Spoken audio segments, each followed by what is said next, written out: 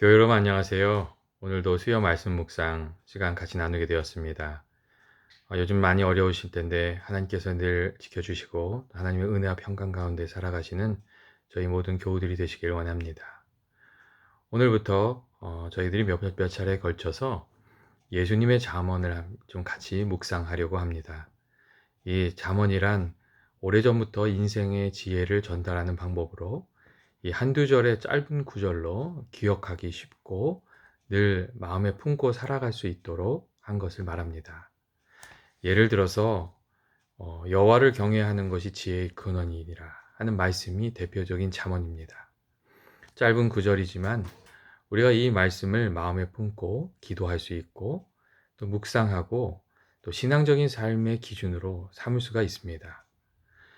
예를 들어서 하나님 아버지를 경외하는 것이 지혜의 근본이라고 하셨는데 내가 하나님 경외하면서 살아가기를 원합니다. 이렇게 기도할 수 있고 또 하나님 경외하는 것이 무엇입니까?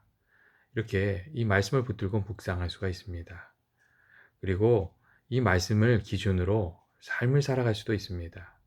이 잠언의 말씀을 이렇게 마음에 품고 살아가다 보면 이 짧은 구절이라도 하나님의 말씀을 이렇게 마음에 품고 살아가는 것이 얼마나 귀하고 우리 삶에 유익이 되는지를 우리가 알 수가 있습니다. 그러하기 때문에 예수님께서도 이 잠언의 형식을 빌어서 제자들에게 많은 말씀을 이렇게 해주셨습니다.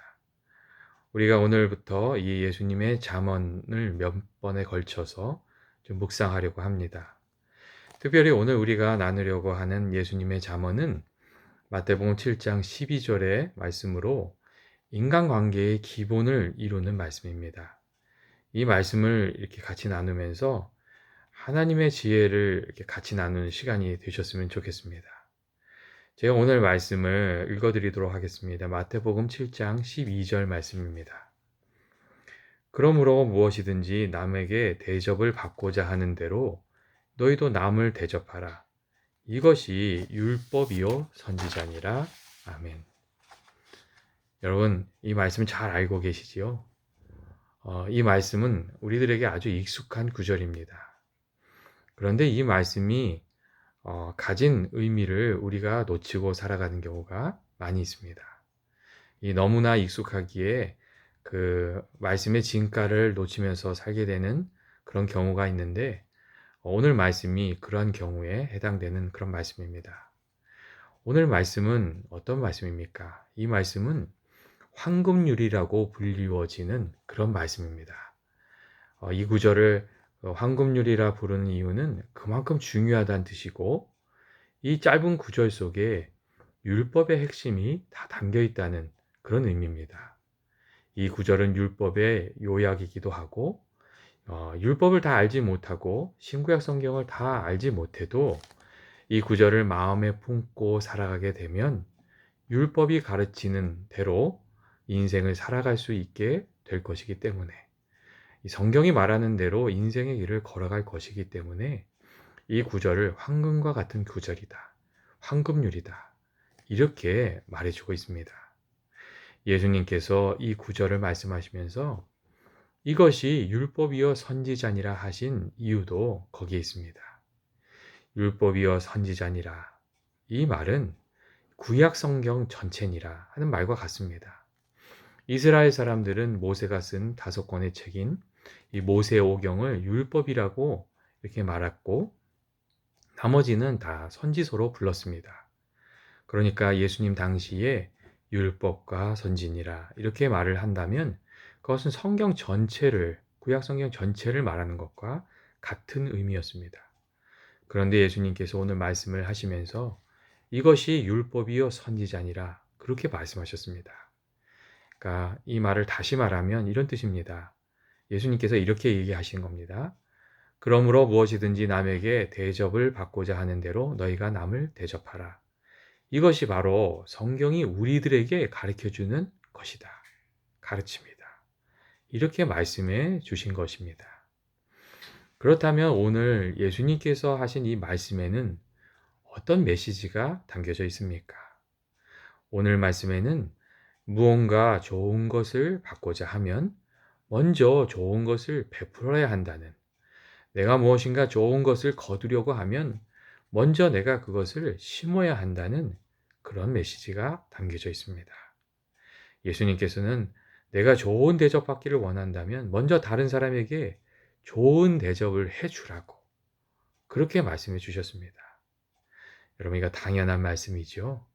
그런데 문제는 사람들이 잘 그렇게 하지 않는다는 것입니다.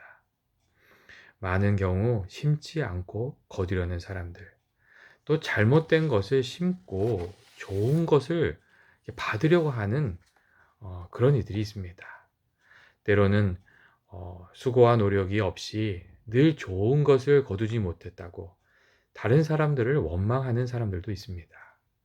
그렇게 되면 점점 더 좋은 것을 거둘 수 없게 되는 것입니다. 예수님께서는 그래서 우리들에게 원하는 것이 있다면 그것을 먼저 심어야 한다고, 그것을 먼저 베풀어야 된다고, 그것이 복된 인생이 되는 길이라고 그렇게 말씀해 주시고 계십니다. 아마 여러분들 한 번쯤은 들어보셨을 이야기인데, 그 오토바이 타고 다니던 그 우편 배달부의 이야기가 있습니다.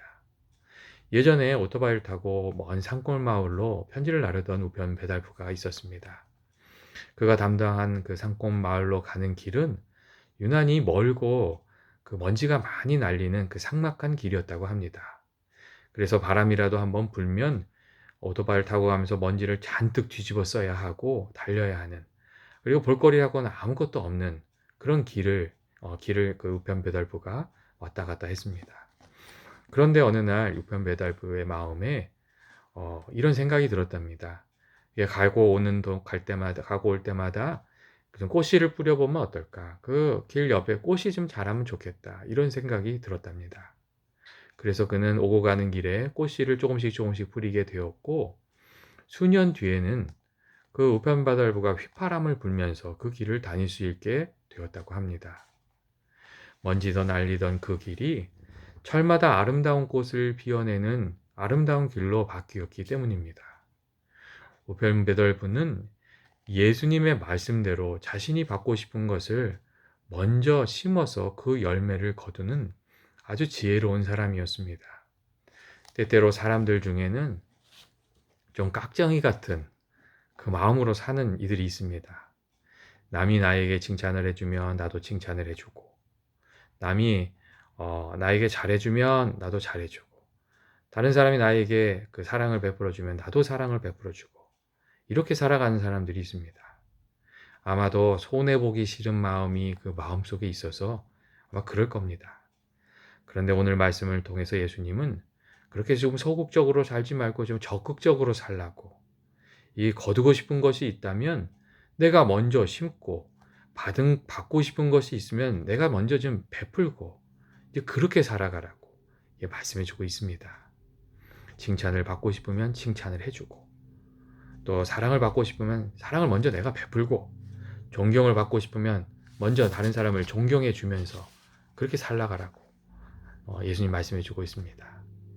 예수님께서는 남들이 하는 대로만 이렇게 사는 것이 아니라 좀 자기주도적인 삶으로 복된 길을 열어가라고 그렇게 말씀해 주고 계셨던 겁니다. 우리가 가볍게 생각하지만 나의 선택이 내 인생의 길이 되고 나를 따르는 사람들에게도 길이 됩니다. 한 사람이 옳은 길을 이렇게 선택하면 그 다른 사람들도 그 길을 따라가게 됩니다. 반면에 한 사람이 잘못된 길을 걸어가면 다른 사람들도 잘못된 길을 따라가게 됩니다. 내가 선을 베풀면서 살아가면 주변에 있는 사람들도 선을 베풀게 되는 경우가 많고, 반면에 내가 강팍한 마음으로 주변 사람들을 대하면 내 주변에 있는 사람들도 똑같이 강팍한 마음이 되는 경우가 많습니다. 여러분, 가풍이 그렇게 만들어지고 교회의 분위기도 그렇게 만들어지고 사회의 분위기도 마찬가지입니다. 누군가 먼저 길을 가는 사람이 좋은 씨를 뿌리며 길을 가야 나중에 가는 이들도 좋은 길을 따라가게 됩니다. 우리가 복된 삶을 살려면 우리가 무엇을 심고 무엇을 베풀면서 살아야 되겠습니까? 먼저 우리는 서로에게 관용을 베풀면서 살아야 됩니다. 사람들은 누구나 자신의 사정이나 처지를 알아주었으면 하는 그런 마음이 다 있습니다. 그리고 속마음을 좀 털어놓고 나눌 수 있는 사람이 있으면 좋겠다 하는 그런 마음이 있습니다. 그런데 내가 정말 속마음을 털어놓고 나오면 나의 부족함을 좀 나누면 나를 업신여길 것 같고 또 내 비밀을 여기저기 떠벌리고 다닐 것 같은 두려움이 있기 때문에 사실 마음을 잘 나누지 못하고 외롭게 살아가고 있습니다. 내 속에 있는 모든 것을 이렇게 나눌 수 있고 이해받을 수 있으면 그 사람은 그것이 얼마나 이렇게 행복하겠습니까? 내 이야기에 공감해주고 나의 많은 그 단점에도 불구하고 나의 장점을 봐주고 나의 약함을 자꾸 드러내는 것이 아니라 덮어주는 사람, 그런 친구가 있는 사람은 행복한 사람이라고 말할 수 있습니다. 그리고 우리가 그런 행복을 누리려면 우리가 먼저 그런 사람이 되어야 되는 겁니다. 그런데 우리가 다른 사람을 이해하려고 하지 않고 관용을 베풀려고 하지 않기 때문에 우리가 그러한 복을 또한 누리지 못하고 살아갑니다. 우리가 진심으로 상대방을 이해하고 용납해 주는 사람이 되면 나도 그런 사람을 만나게 되어 있습니다. 공평하신 하나님께서 꼭 그렇게 해 주십니다.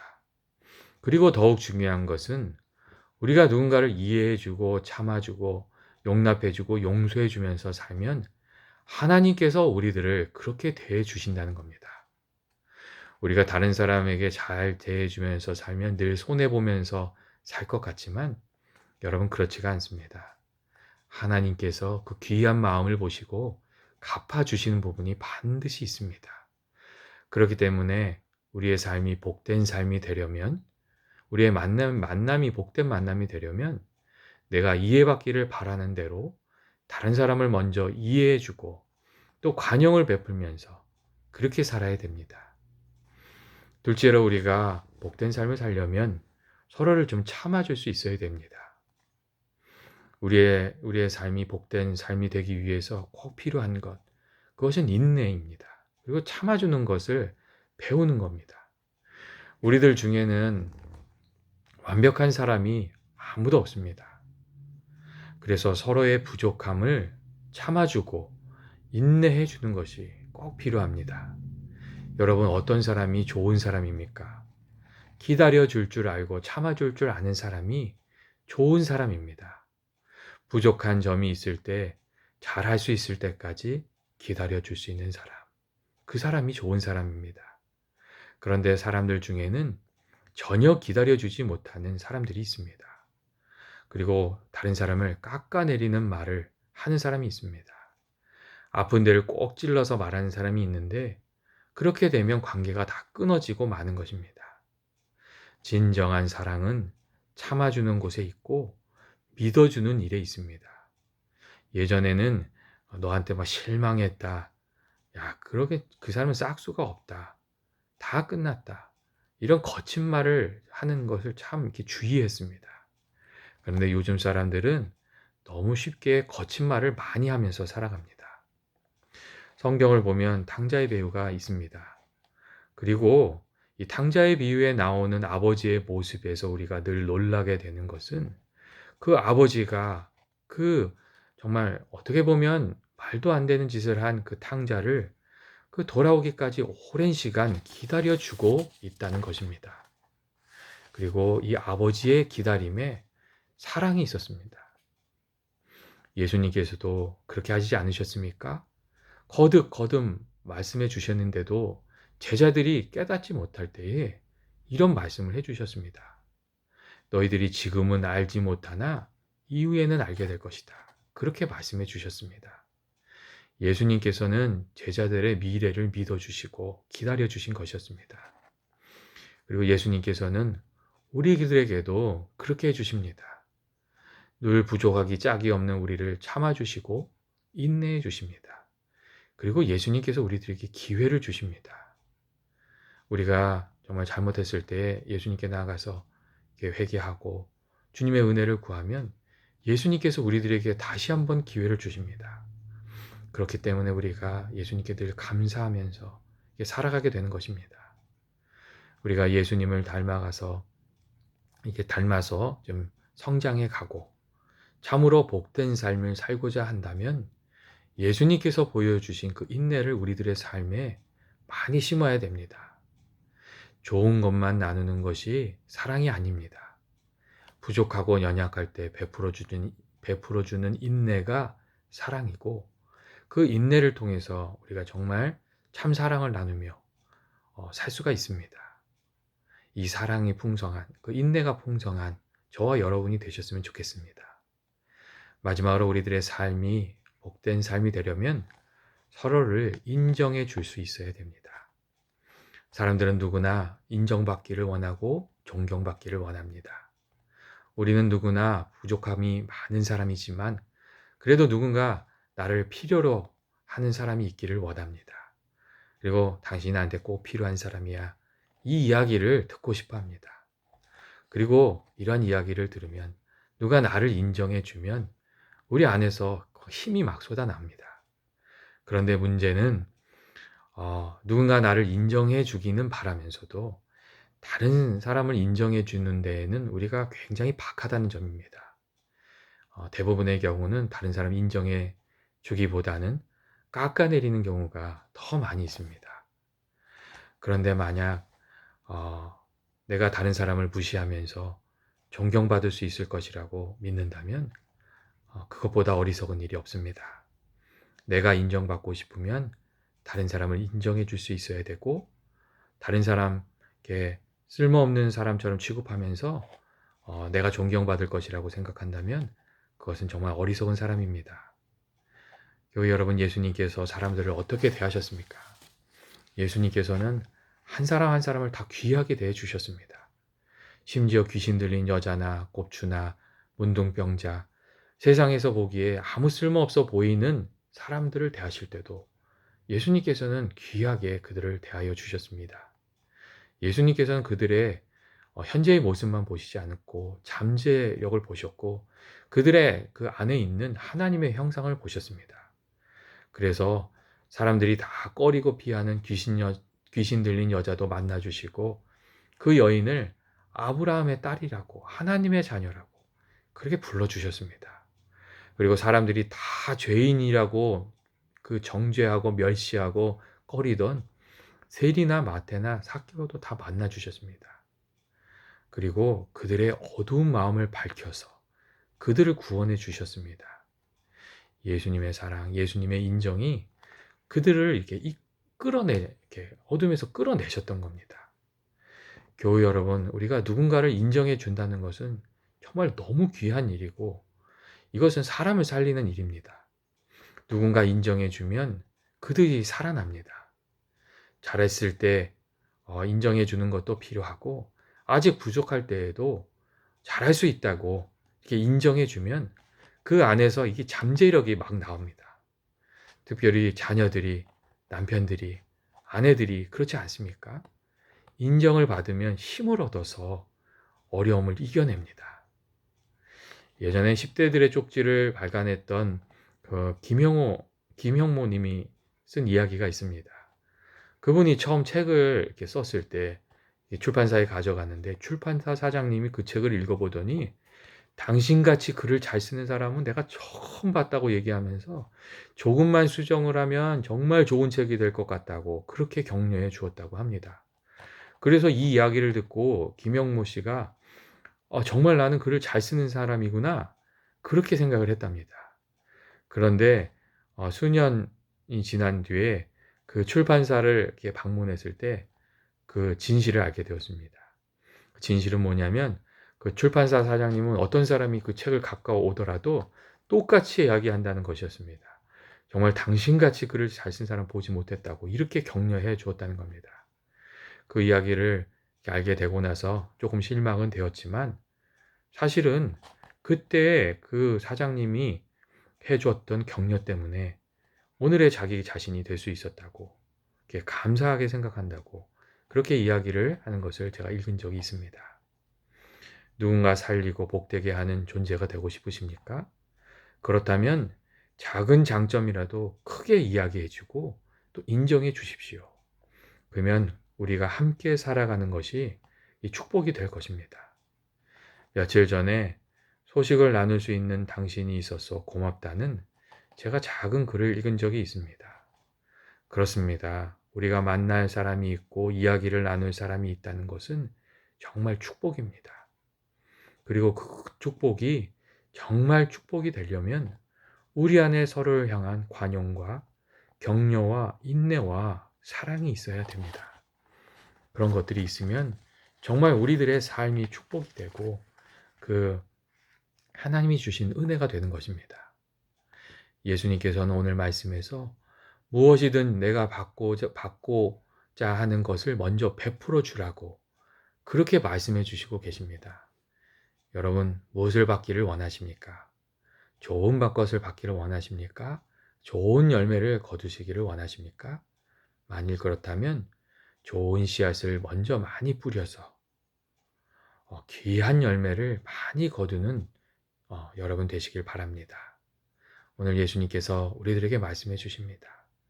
좋은 것을 먼저 뿌리면 좋은 것을 거두게 될 것이라고 그렇게 말씀해 주고 계십니다.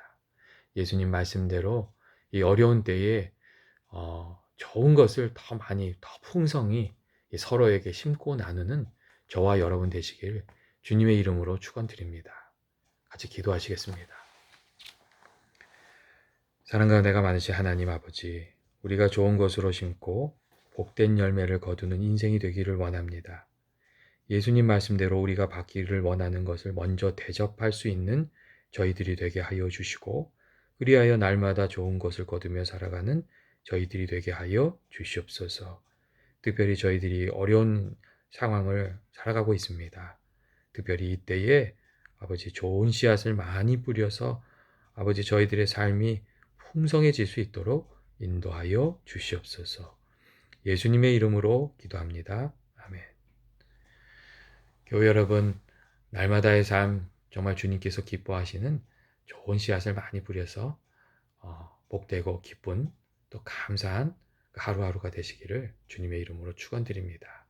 또 우리가 다시 말씀을 놓고 만나도록 하겠습니다.